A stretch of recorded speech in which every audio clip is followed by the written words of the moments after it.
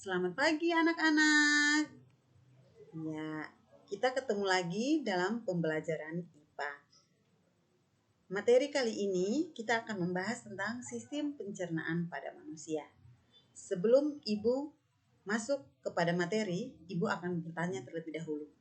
Siapa yang tadi ke sekolah sarapan terlebih dahulu? Iya, pastinya kita semua harus sarapan terlebih dahulu. Untuk apa sarapan? Iya. Jadi, makanan yang kita makan saat sarapan itu untuk menghasilkan energi. Untuk apa energi? Untuk kita melakukan aktivitas. Contohnya, kalian menerima pelajaran yang Ibu berikan, itu juga termasuk aktivitas. Kegiatan belajar di sekolah itu juga merupakan aktivitas. Jadi tanpa sarapan, tanpa makanan kita tidak bisa beraktivitas dengan baik. Oke. Tujuan dari pelajaran kita pada hari ini yaitu yang pertama, melalui diskusi kelompok dan studi pustaka, peserta didik dapat mendeskripsikan zat-zat yang terdapat di dalam makanan.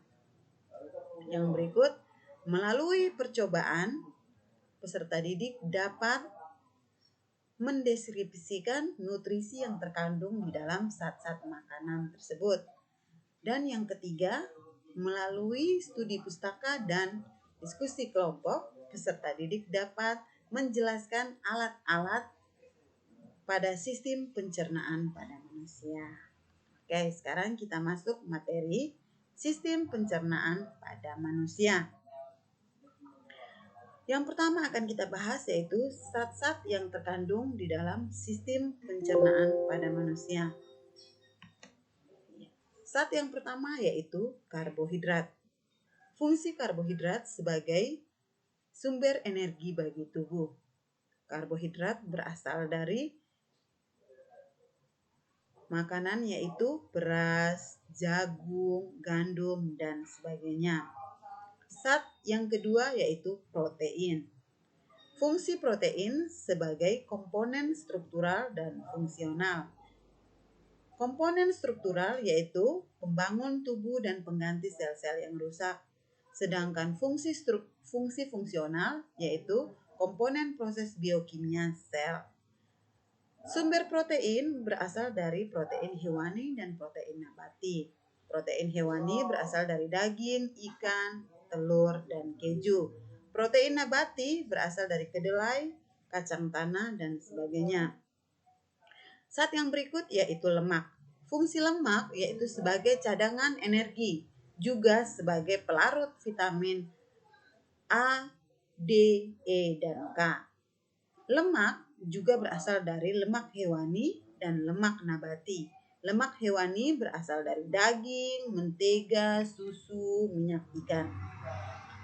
Sedangkan lemak nabati itu sumbernya yaitu kemiri, kacang-kacangan, buah advokat, dan sebagainya.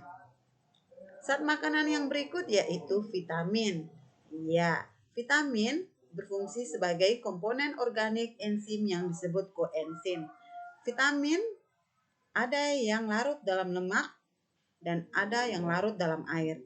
Yang larut dalam lemak yaitu vitamin A, D, E, dan K. Sedangkan vitamin yang larut dalam air yaitu vitamin B dan C. Vitamin bersumber dari segala jenis buah-buahan. Zat makanan yang berikut yaitu garam mineral. Garam mineral dibutuhkan oleh tubuh baik itu secara sendiri-sendiri maupun secara kelompok. Garam mineral terdiri dari beberapa yaitu ada kalsium, besi, iodin, magnesium, fosfor, kalium, dan natrium. Sekarang kita masuk pada saluran pencernaan dan kelenjar pencernaan. Saluran pencernaan terdiri dari mulut, kerongkongan, lambung, usus halus, usus besar, dan anus. Saluran pencernaan yaitu saluran yang dilalui bahan makanan. Kelenjar pencernaan yaitu organ yang mengeluarkan enzim untuk mencerna makanan. Organ yang menghasilkan enzim yaitu ada di mulut, lambung, usus halus, pankreas, dan hati. Alat pencernaan yang pertama yaitu kita lihat mulut. Di dalam rongga mulut terdapat 3 bagian, yaitu ada gigi, lidah, dan kelenjar air liur yang kita kenal dengan saliva.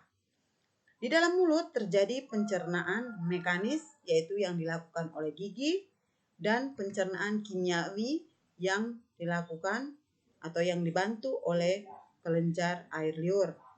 Karena di dalam mulut terdapat enzim, yaitu enzim pitialin atau amilase. Lidah berfungsi sebagai membantu gigi dan air ludah atau saliva untuk mencampur makanan yang sudah dikunyah.